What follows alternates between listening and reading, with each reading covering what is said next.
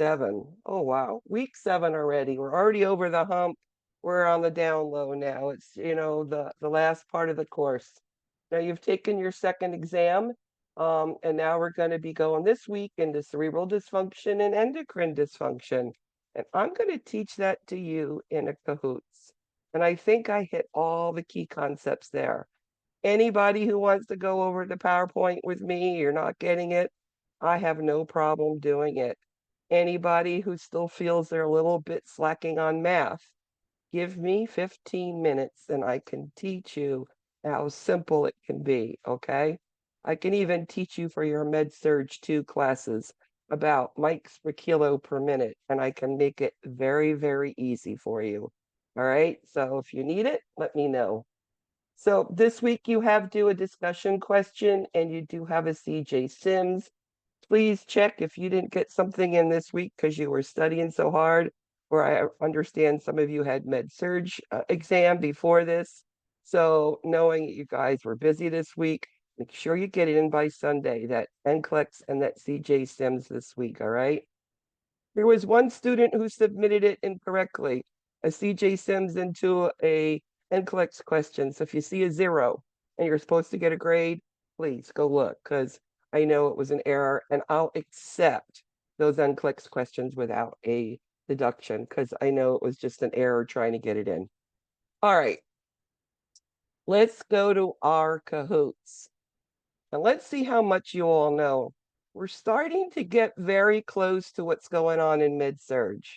So some of these questions, children, adults, some of the concepts are almost the same when it talks about problems with the brain, cerebral dysfunction, and endocrine, like thyroid, growth hormones, those things. So some of this stuff you'll know, and some of this stuff I'll make you understand better.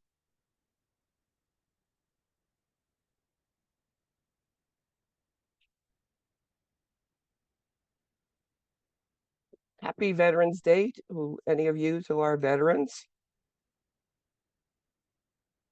I still have a son who's in the Army, 23 years. He is in Special Forces. He's a master sergeant for those who understand military. He's worked very hard for it. Okay, great job. Let's get going and let's try to understand. Stop me if you're not getting it, okay?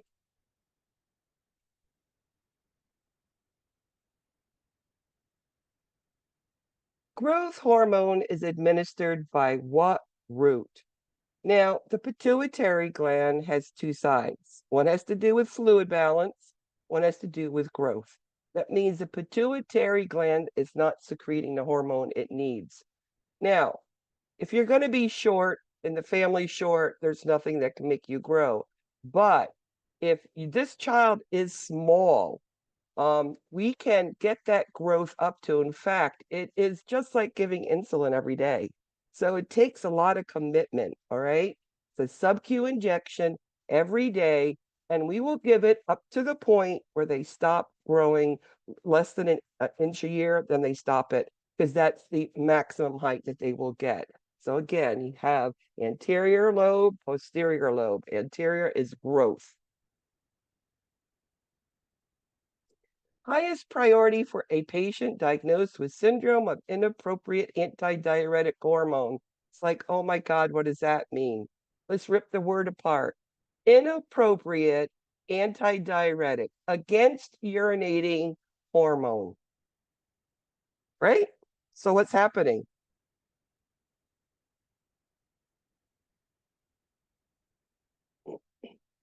So this has to do with the other side of the pituitary gland. We have diabetes insipidus, which you're urinating like crazy, and then you have the inappropriate antidiuretic, against urinating hormone.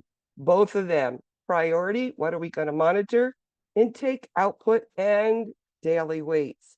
Whenever you talk about fluid balance or wondering about fluid, always intake, output, daily weights. Adults, children, doesn't matter. It's the same. Which of the following are signs of syndrome of the inappropriate antidiuretic hormone, what are you going to see? Inappropriate, too much of against urinating hormone.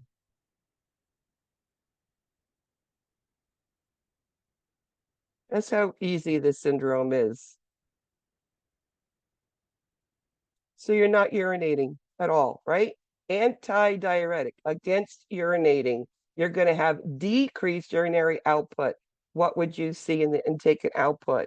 More output? No, more intake. You're not putting out, and probably your weight is going to increase.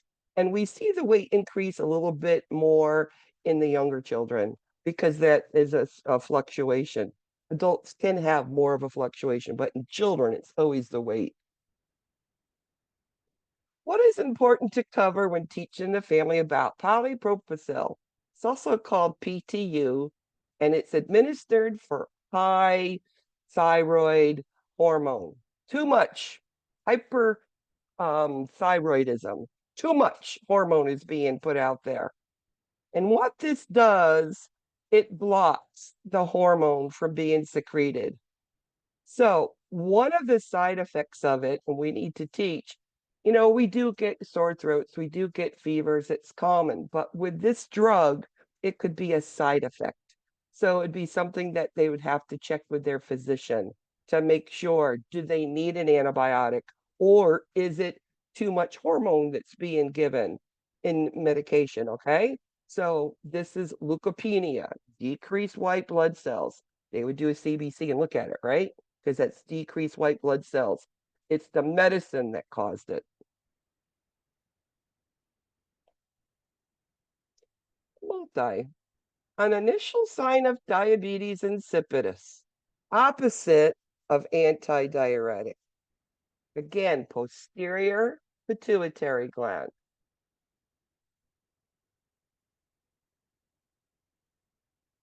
Now, in this area, we're going to talk diabetes insipidus and diabetes mellitus, all right?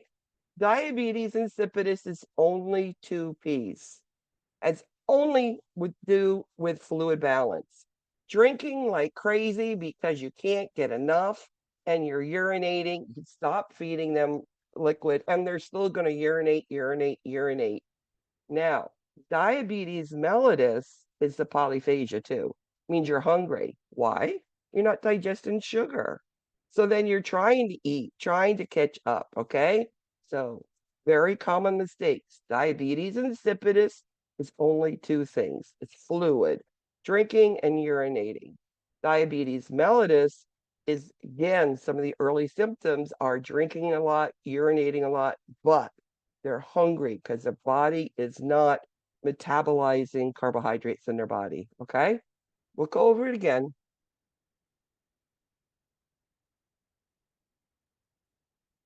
A multi. What are the clinical manifestations of juvenile hypothyroidism? Well, the difference between adults and children is children are still growing. Okay. And they do need the thyroid hormone for growth, but also they need it for cognition, especially if this is found out at birth. And if they don't get the hormone, they're going to be delayed. It's one of the things that we'll check for. Now, in adults, dry skin, pars scare, hair, constipation, cold intolerance, but children also decrease growth. So it's all the same and then decrease growth. Weight loss, no, in hypothyroidism, they say, many of us women say, well, I must be hypothyroid because I'm gaining weight. No, it has nothing to do with it. Um, but you would not lose weight. It would be more giving weight, on your body, be gaining just a little more. So childhood is simple febrile seizure. What education would you provide to the parents? So what is those basic teachings that if you have a child, let's say it's a febrile seizure, it's due to when a fever goes from normal temp to a high temp quickly, like within 30 minutes. And the brain says, I can't handle it, and zaps. Well, any seizure, what we teach is always safety. We can't do anything. We can't stick anything in the mouth. We can't hold them down, but we can turn them to their side and we can be safe. Now, what are some of the safety things? On a child, especially if they're in bed, they always have toys in the hospital, right? Get the toys away because as they are, moving their arms and legs, it can cause injury. Also on the bed, any sharp areas, protect it. Turn them on their side in case they vomit. Suction should be available, not to stick it in their mouth, but if they vomit, to clear the area around where their mouth is as they're on their side, not for their mouth, but to keep that area where they can still breathe, okay? And then if it continues, calling for help and providing a IV access, we're probably going to give something to help stop those seizures, especially if it continues over 30 minutes, they say.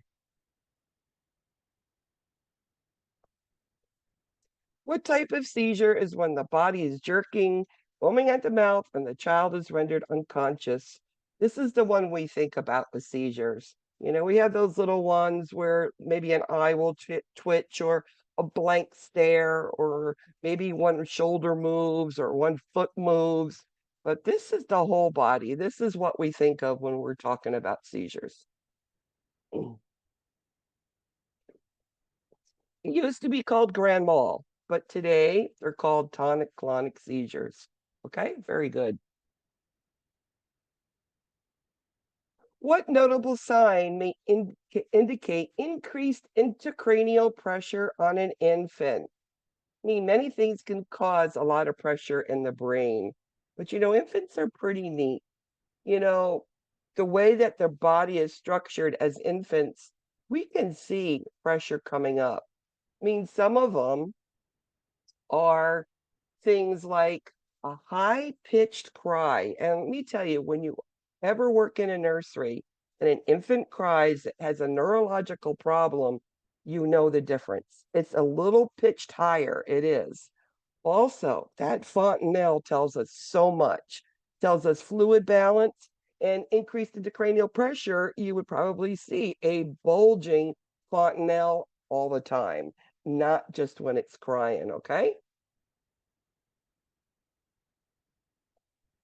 All of the following increase intracranial pressure except what? You're taking care of a child who has increased intracranial pressure. What are you going to do? I mean, you don't want to make it worse, or you want to decrease the exposure, right?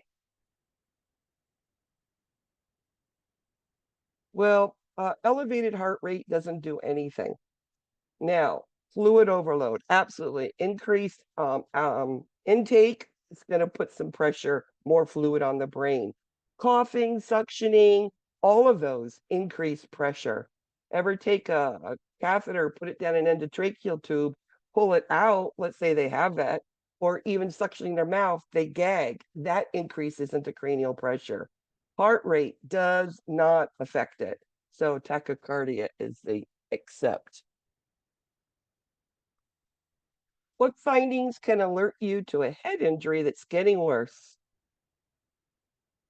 I mean, some of the head injuries are always sports injuries I've seen, or a child falling off of um, a bed onto the floor, and or older children sliding into third base and hitting the defender's knee, and they get quote knocked out.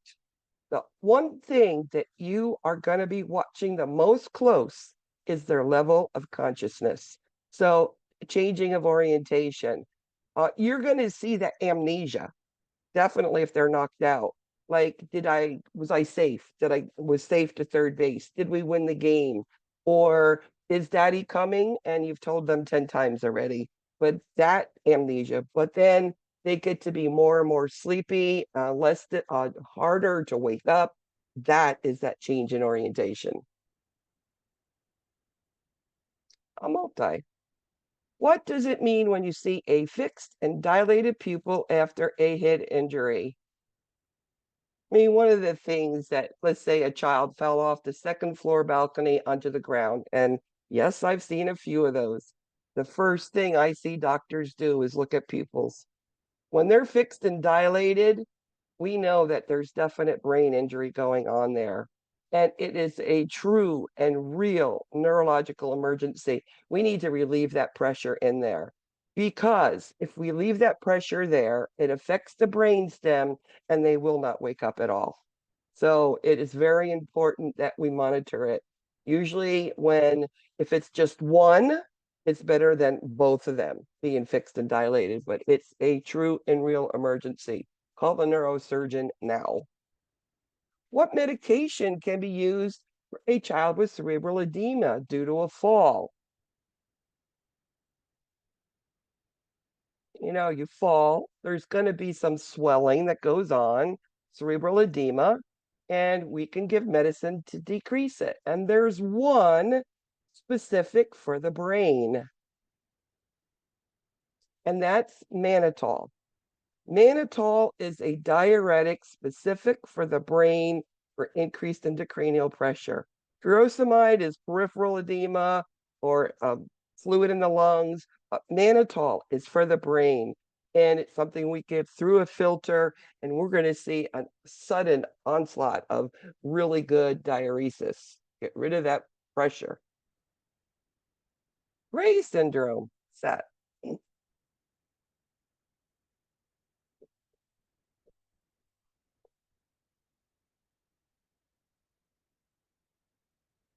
One of the things that is combined with Ray's syndrome, it's not just because that you've taken aspirin. It's also you've had a viral syndrome before. And influenza is usually that we see as that viral thing. It's metabolic, it's something that happens in children because we should never, ever tell a child to take aspirin unless they have Kawasaki disease, right? That's the only one that you've heard me ever say aspirin. Parents need to be taught acetaminophen or ibuprofen only for fever or pain. Febrile seizures usually occur in what?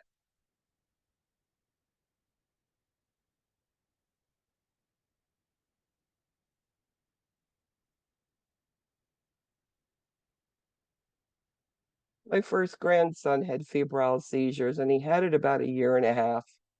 The earliest that it usually starts is about 6 months, and it usually febrile, true and real febrile seizures, usually by 6 years old, they're gone.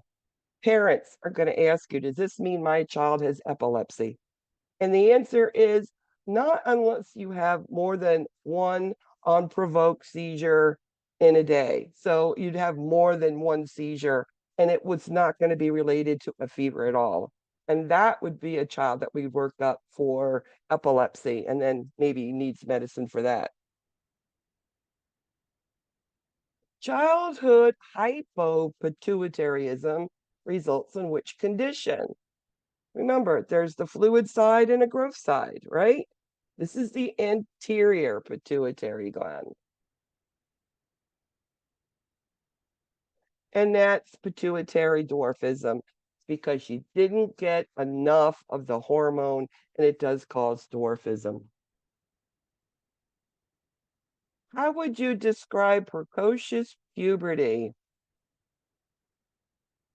It's a hormone that could be actually men or women, believe it or not, boys or girls.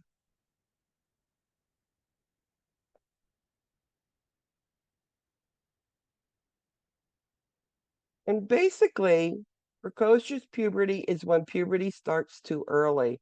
In boys, what would you see? Well, you're going to see young boys with growing like beards, which is, you don't see that in young kids.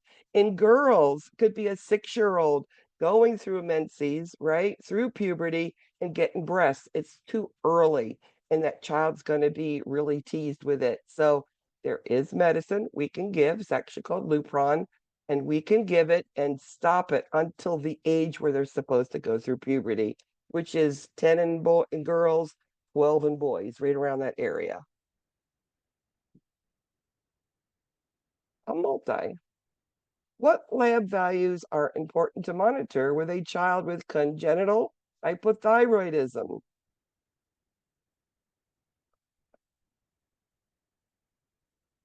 So which one of those are thyroid hormones?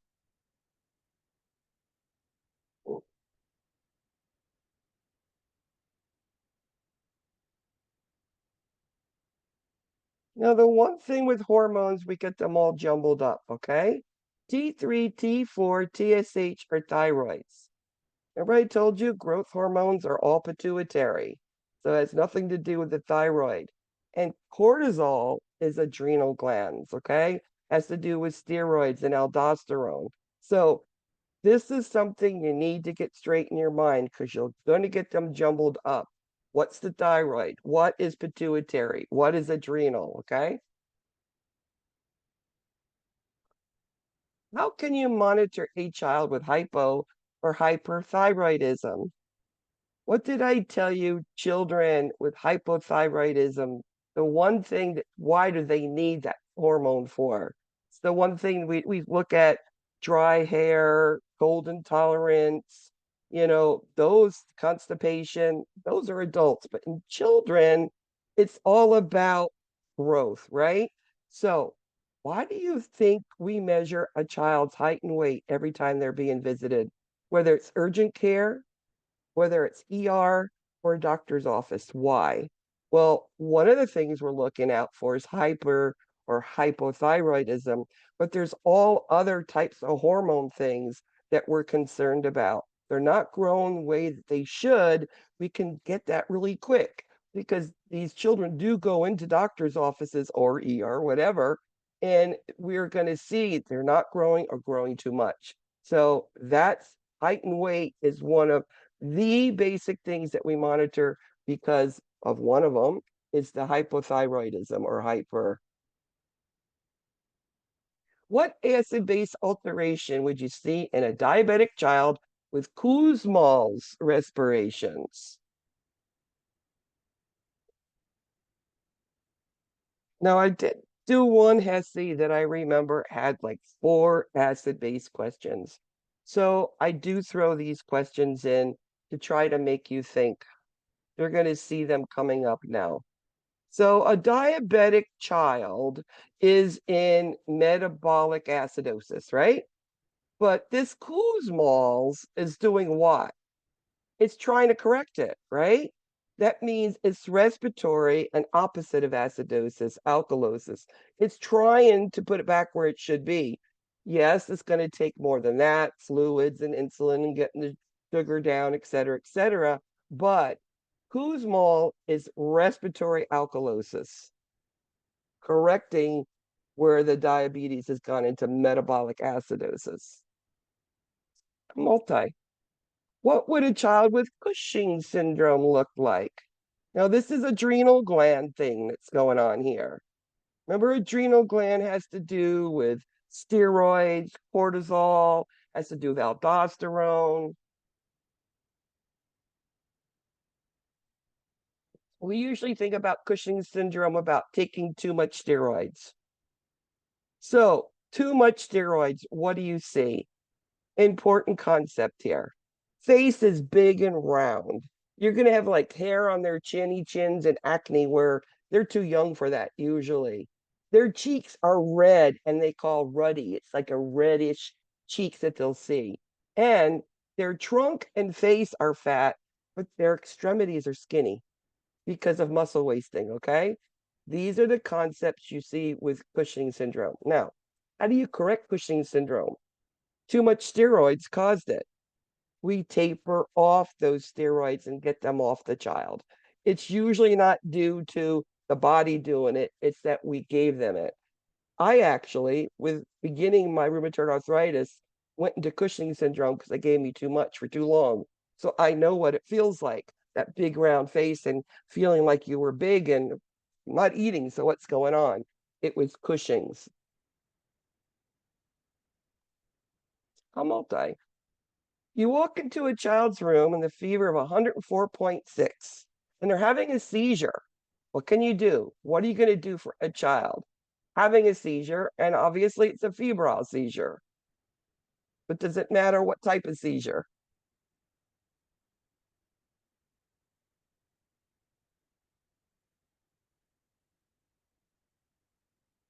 So remember, it's all about safety, protecting them, and keeping the airway open.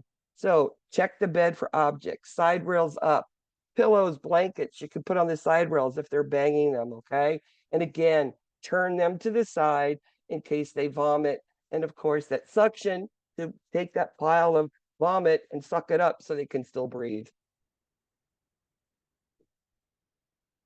Autoimmune disease of the thyroid gland. This is usually young adolescents and many times girls.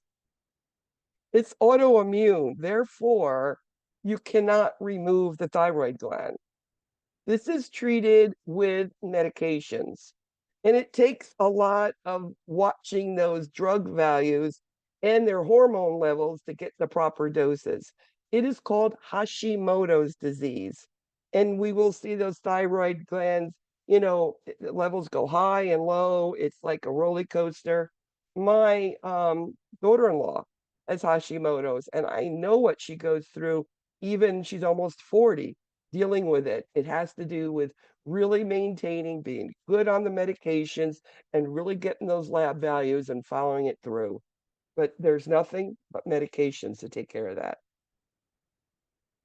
Addison's disease is that's the other side of Cushing's. It's adrenal. What did I tell you adrenal has to do with? So Cushing's is too much adrenal gland or too much cortisone. So Addison is opposite. It's a decrease in cortisol and aldosterone. And a lot of times with this, we're going to see a child that has at birth, if they have it, that they are going to have problems with sex identity. They're going to have ambiguous genitalia. And as they're growing, they're going to need cortisol and aldosterone, increasing doses as they need it with stress, etc. And it's for life that they will be like that.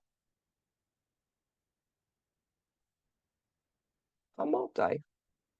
A ventricular peritoneal shunt. What is it? It's a tube. It goes into the fourth ventricle in the brain, comes behind the ear, front of the neck, down the chest, and it empties into the peritoneal cavity. What do we use that for? Why would you drain fluid out of a brain? Well, it has to do with fluid on the brain. And children who get this usually will have it for life and then have to be followed up closely. There is like a little ball here behind the ear. We as nurses do nothing to pump it at all. That is all neurosurgery. We monitor head circumference and we monitor abdominal circumference. Maybe that's getting big. And of course, level of consciousness. When a ventricular peritoneal shunt malfunctions, it's usually a child's getting older and it stretches, it disconnects. What would you see? Well, increased pressure in the brain. What would be the symptoms? Severe headache and vomiting. Those are the two big things with a ventricular peritoneal shunt and why they show up in the ER. And those are the symptoms, okay? A common sign of Graves' disease includes blank or protrusion of the eyes. This is hyperthyroidism.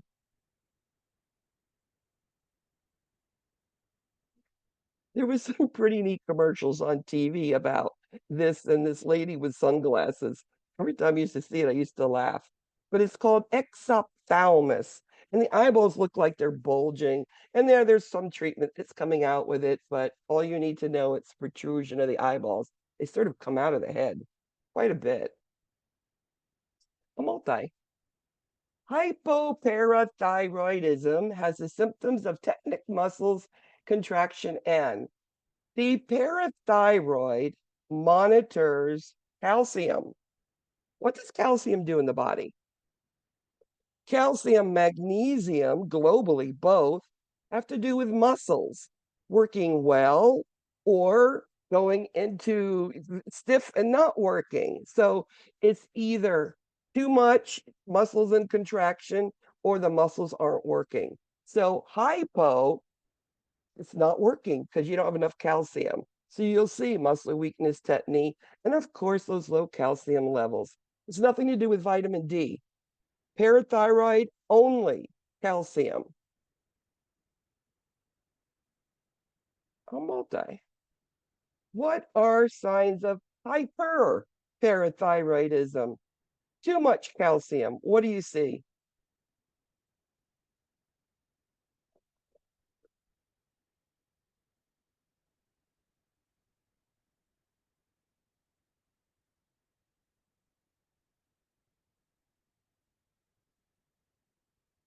So it's nausea, vomiting, confusion, and then your legs are numb because they're just overstimulated and they just can't move. The paresthesia of extremities, and it's hypercalcemia, too much calcium. What does the parathyroid hormone do?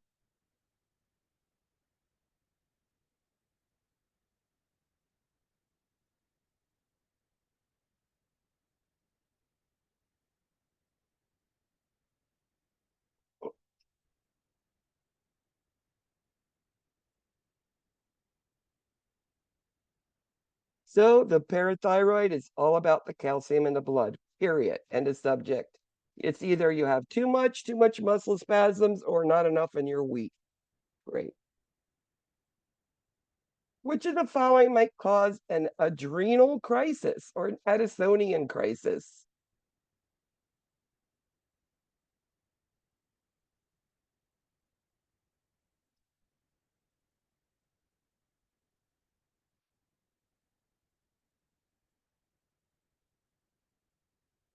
To remember adrenal glands, what is it? It's cortisol and aldosterone. A crisis is when you're on steroids and you just stop them. And how do you treat an adrenal crisis?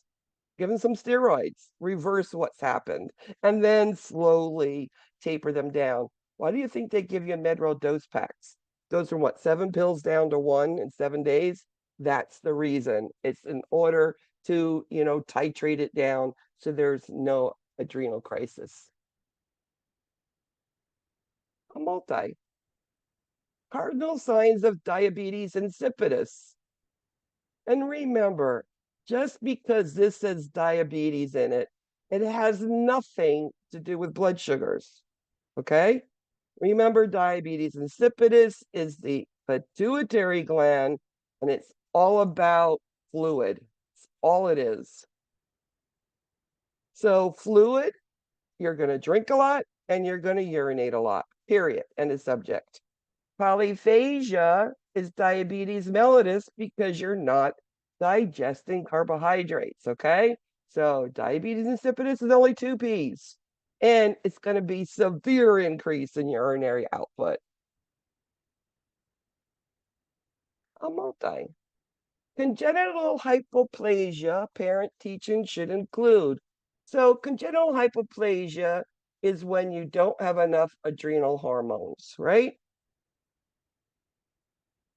And when I told you that you're going to need cortisol and aldosterone for life, and this is the child that's born, and we don't know what the sex is at all. Sometimes they have a penis and a vagina, testicles and a vagina. I've seen one in my career, and what they do is they have to assign, is it a boy or a girl? And usually they look at what they see and make a decision. Doesn't mean they've done it the right way either, okay? The child will never have a child. They cannot make a baby, whether a boy or a girl. They can't. They don't. And again, they're going to be on cortisol and aldosterone replacements for life. Causes type 1 diabetes.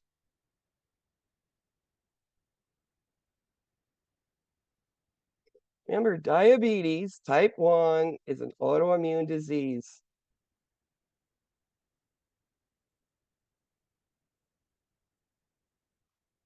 This means your body is immunosuppressed and you're out to get sick with other stuff too. But it's all about the pancreas not functioning the way it should. And it means that insulin is not secreted to digest carbohydrates. That's why you have blood sugars of 500, 600. I've seen a blood sugar of 1100 on one little boy, and I saw him with a pH of 6.89. I mean, the kid made it, but it's incredible how low that metabolic acidosis was in that child. What statement about pheochromocytoma is correct? This is a tumor of the adrenal glands, believe it or not, and it's extremely difficult to diagnose. What happens is sometimes on manipulation or movement, it secretes a catecholamine. So what do a catecholamine or sympathetic type of drugs do? They raise blood pressure, they raise heart rate, right? But it's periodic. It's not all the time. So you might think it's a cardiac problem with these children. And then finally well, let's do an abdominal CAT scan. Let's look at that adrenal gland and they find the tumor there. So this is something that we need to monitor when they're having these feelings of chest tightness and dizziness and headache. That could be elevated heart rate, elevated blood pressure. Multi. What action should the nurse implement in the care of a patient with a pheochromocytoma?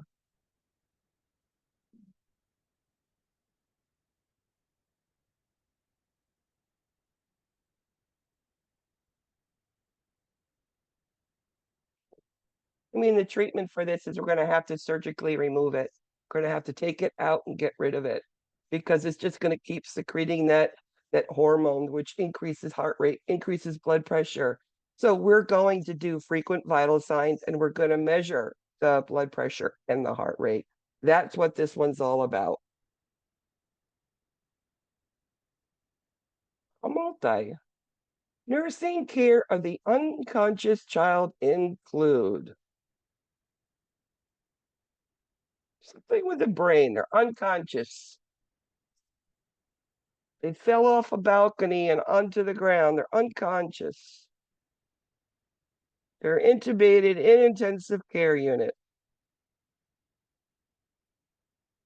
And what we're going to do is neuroscience every 2 hours. We're going to be checking vital signs, heart rate, blood pressure, and temperature, and of course, intake and output. Pain control is there, but the other ones are your most important things with an unconscious child. Now, you might see that they're in pain because of their vital signs, and of course, we take care of that. But if the child's unconscious, we need to look at those neurosigns. Are those pupils reacting? Are they getting bigger? Is this now a neurological injury that we need to do, call the surgeon in, the neurosurgery, right? Maybe it's pressure on the brain. And of course, always anything with brain, always intake output, monitor it, and weights if we can. What might you suspect if a child feels jittery, sweaty, and is dizzy?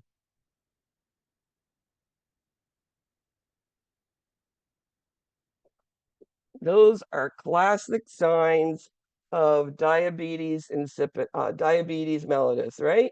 That's a hypoglycemia. Symptoms of DKA are diabetic ketoacidosis.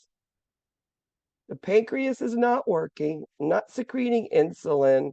Blood sugars are going to be going crazy. I said up to 1,000 with one of mine, and it's going to turn the blood very, very acidotic. And what the body says is, okay, you don't have sugar for me to eat. Let me start eating the fats and proteins. And the byproduct is ketones. So, because their blood sugars get high, I want you to know it smells like a rotten peach sweet. Take a peach, put it in a Tupperware dish, put it in the refrigerator, forget about it for a month or so. Take that Tupperware container out, open it up. That rotten sweet smell is what DKA smells like. Very, very distinctive. You'll never forget it once you smell it once. Okay? So excessive hyperglycemia, yes, we're not digesting sugars at all. And of course, ketonuria, it is the byproduct of protein and fat digestion. Multi. An adolescent is a BMI above 95% has been urinating a lot. What tests can you anticipate being run on this child? What would cause a BMI above 95% and urinating a lot?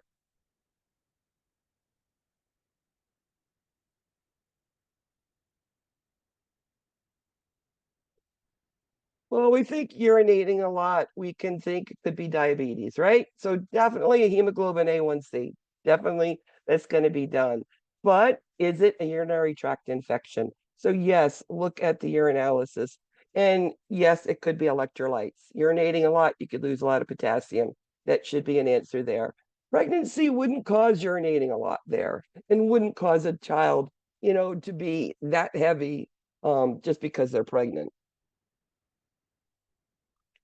Diabetic ketoacidosis is caused by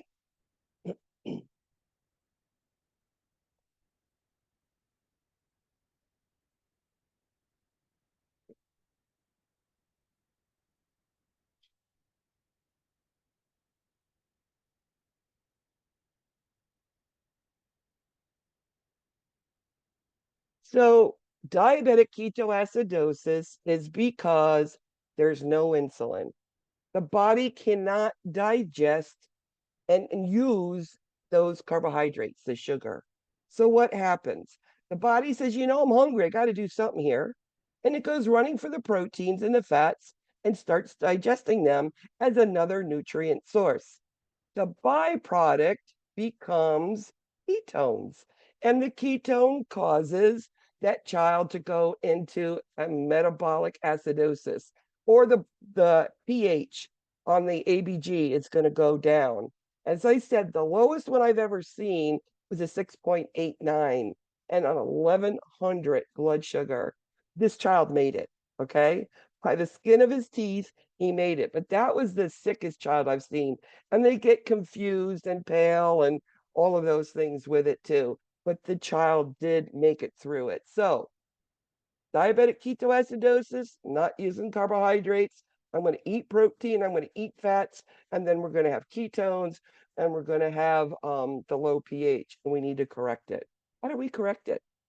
Well, we're going to give fluids, number one, and number two, we're going to get that regular insulin, slow, continuous drip. Let's bring down that blood sugar slowly. Nothing sub-Q, one dose is going to do nothing. It's that continuous infusion which will get the blood sugar down. A multi. A child's admitted with a blood sugar greater than 600 and large ketones in the urine. What's your priority intervention?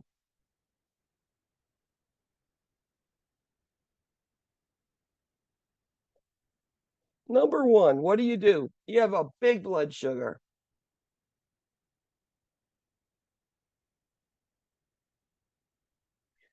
The big blood sugar, you need to get it diluted. Let's give them some IV bolus of normal saline. And you're going to have a regular insulin drip, that continuous infusion. And then when it gets down to a certain point, they'll say, stop it. And we'll be monitoring blood sugars really, really closely. Yes, there's a problem with potassium. Yes, we'll be looking at that. But your priority is fluids and getting that blood sugar down first.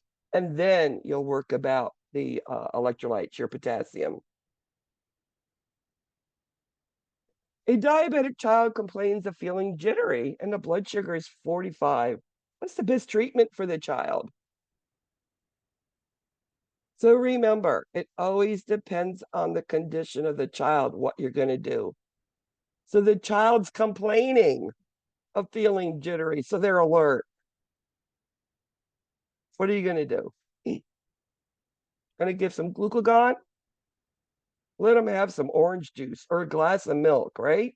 And then make sure you get some protein in that child. Like a turkey sandwich is always a great thing. And because you will keep the blood sugar up, because those sugars are going to go away quick. But the protein is what they need to maintain their blood sugars where it should be. Your patient has experienced a head injury. What would most concern you? So you have a head injury. You're worried about swelling. You're worried about that level of consciousness. What could happen? Think about the head. Think about what we've learned today. And it's that urinary output. Excellent. Because it's squeezing on the pituitary gland and it's stopping it from secreting. So decreasing urinary output, this is a really big sign that pressure's getting really big and we need to do something. Very good. It was a hard question. Multi. How do you detect diabetic acidosis?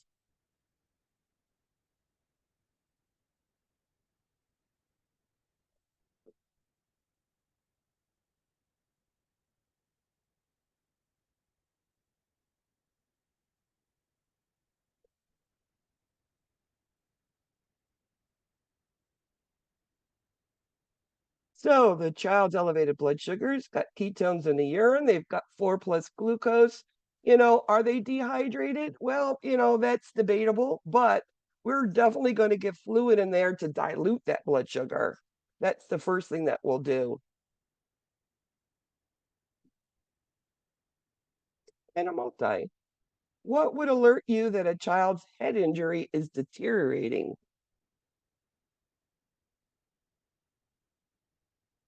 What did I tell you we look at closely when you have a head injury?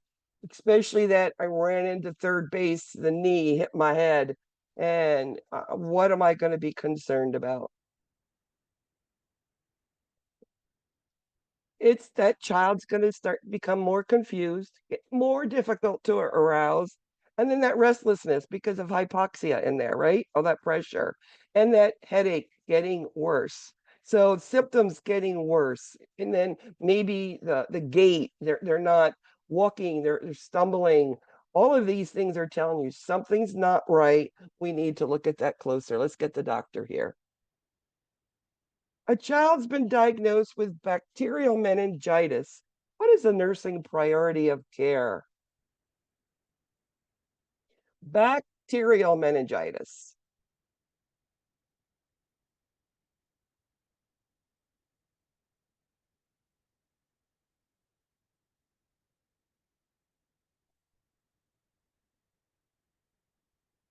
So, bacterial meningitis, our big thing is immediately get those antibiotics in as soon as we can. A child with bacterial meningitis needs to be in a respiratory room where the blood's not going into the hospital. But after 24 hours of receiving antibiotics, they don't need to be on isolation anymore. It is a droplet type of isolation that they need to be on. So, priority meningitis is antibiotics. What is the primary cause of injury associated with submersion or drowning? It's our concern. I mean, I live in South Florida and I've seen a few drownings in my career.